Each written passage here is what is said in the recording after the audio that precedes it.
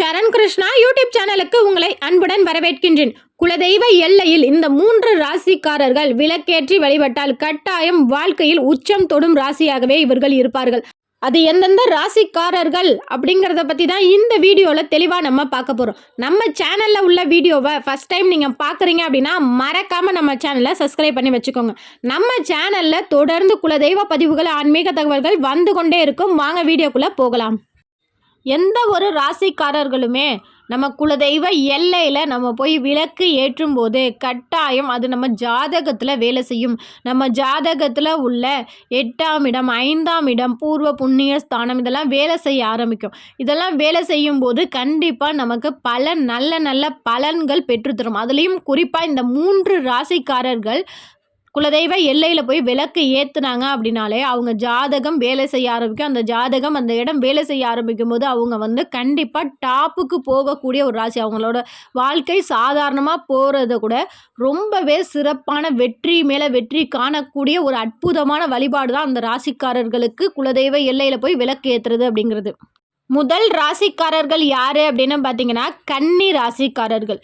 கன்னி ராசிக்காரர்கள் பொதுவாகவே அவங்களுக்கு யாராவது ஒருத்தவங்க போட்டியாக இருந்துக்கிட்டே இருக்கணும். அப்படி இருந்தால் தான் அவங்களோட வாழ்க்கை ரொம்பவே வெற்றியை நோக்கி நகரும். இவங்க யாருமே இல்லை, நம்ம சாதாரணமாக வீட்டில் ஒரே குழந்தை அது கன்னி ராசியில் தான் இருக்குது அப்படிங்கிறப்ப அந்த குழந்தை ஒரு மந்தமாக இருக்கும்.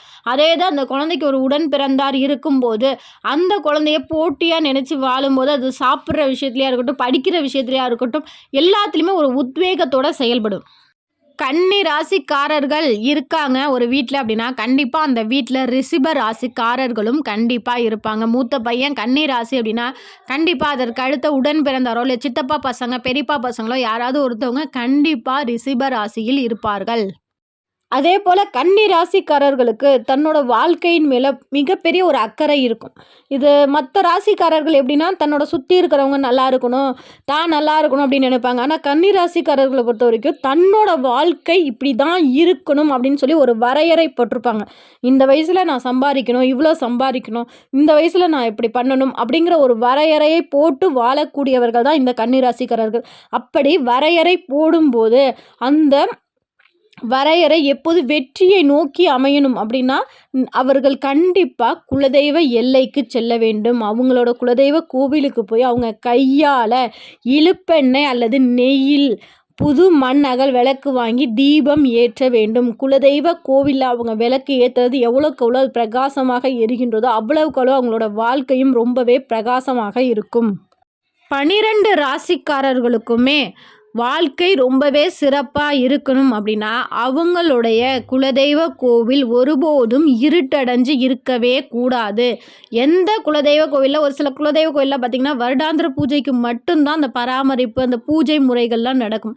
மற்ற நேரங்களில் பூட்டி இருக்கிறது, சரியாக விளக்கு கூட ஏற்றலை. எந்த குலதெய்வ கோவில் இருட்டடைஞ்சு இருக்கோ அந்த குலதெய்வத்தை வணங்குற குலமக்கள் அனைவரோட வாழ்க்கையிலும் ஏதாவது ஒரு குறை தொடர்ந்து கொண்டே இருக்கும்.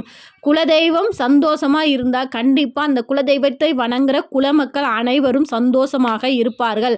அதனால் உங்கள் குலதெய்வ கோவிலில் விளக்கு எரிஞ்சு கொண்டே இருக்க வேண்டும். சுவாமிக்கு ஒரு நேரமாவது நெய்வேத்தியங்கள் வைத்து பூஜைகள் நடக்க வேண்டும். அதை நீங்கள் பார்த்துக்கோங்க. கண்டிப்பாக குலதெய்வம் சந்தோஷமாக இருந்தாலே உங்கள் குடும்பமும் கண்டிப்பாக சந்தோஷமாக இருக்கும். 2வது ராசிக்காரர்கள் யார் அப்படின்னு பார்த்தீங்கன்னா துலாம் ராசிக்காரர்கள். துலாம் ராசிக்காரர்கள் எப்படிப்பட்டவர் அப்படின்னு பார்த்தீங்கன்னா தான் இருக்கிற இடத்துல சந்தோஷமாக வாழணும் அப்படின்னு நினைக்கக்கூடியவர், சந்தோஷமாக வாழக்கூடியவர்கள். அடுத்தது தான் எடுத்த காரியத்தில் வெற்றி தான் கண்டிப்பாக நமக்கு கிடைக்கணும் அப்படின்னு சொல்லி வெற்றியை நோக்கி பயணிக்கக்கூடியவர்கள் தான் இந்த துலாம் ராசிக்காரர்கள். அது மட்டும் இல்லை, அடுத்தவர்களோட வாழ்க்கையில் எப்போதும் அதிக பங்கீடு இருக்கக்கூடாதுன்னு நினைப்பாங்க. ஆனால் அவங்களுக்கு உரிமையானவர்கள்ட்ட முழு உரிமையும் இவர்கள்ட்ட தான் இருக்கும். அது சின்னவர்களாக இருந்தாலும் சரி, பெரியவர்களாக இருந்தாலும் சரி, எந்த முடிவாக இருந்தாலும் நான் எடுக்கிறேன், அதை நீங்கள் கேளுங்க, அந்த முடிவு கண்டிப்பாக உங்களுக்கு சரியானதாக இருக்கும் அப்படின்னு சொல்லி தன்னோட உரிமைப்பட்டவர்களை முழுமையாக கையாண்டு அவர்களோட வருங்காலத்திற்கு என்ன முடிவு எடுத்தால் சரியாக வரும் என்ற அனைத்து அதிகாரங்களையும் கைக்குள் வைத்திருப்பவர்கள் தான் இந்த துலாம் ராசிக்காரர்கள். இது ஒரு காற்று ராசி. இந்த ராசிக்காரர்கள் கட்டாயம் அவங்களோட குலதெய்வ கோவிலுக்கு போகும்போதெல்லாம் இவங்க கையால் விளக்கு ஏற்றி குலதெய்வத்தை வழிபாடு செய்யும்போது இவங்க வாழ்க்கையில இவங்க செய்யக்கூடிய அனைத்து முயற்சிகள்லையும் வரக்கூடிய தடைகள் விலகும். இவங்க வாழ்க்கை வெற்றியை நோக்கிய பயணமாகவே இருக்கும். அது மட்டும் இல்ல, இவங்களோட திருமணம், குழந்தை அதில எந்த ஒரு தடையும் இல்லாம திருமண வாழ்க்கை, அதாவது இல்லற வாழ்க்கை எப்போதும் செழிப்பா இருக்கிறதுக்கும் அவங்க குலதெய்வ வழிபாடு ரொம்பவே சிறப்பா அமையும். இந்த ராசிக்காரர்கள் குலதெய்வ எல்லையில நெய் அல்லது இலுப்பெண்ணெய் அல்லது நல்லெண்ணெய், இந்த 3 எண்ணெயில எந்த எண்ணெயிலையும் நல்ல பெரிய அகல் வாங்கி குலதெய்வ எல்லையில அவங்க கையால பஞ்சு திரி போட்டு விளக்கு ஏற்றும்போது இவங்களோட வாழ்க்கையில மிகப்பெரிய ஏற்றத்தை கொடுக்கக்கூடிய ஒரு வழிபாடாகவே இந்த வழிபாடு இருக்கும். 3வது ராசிக்காரர்கள் யாரு அப்படின்னு பார்த்தீங்கன்னா, மகர ராசிக்காரர்கள்.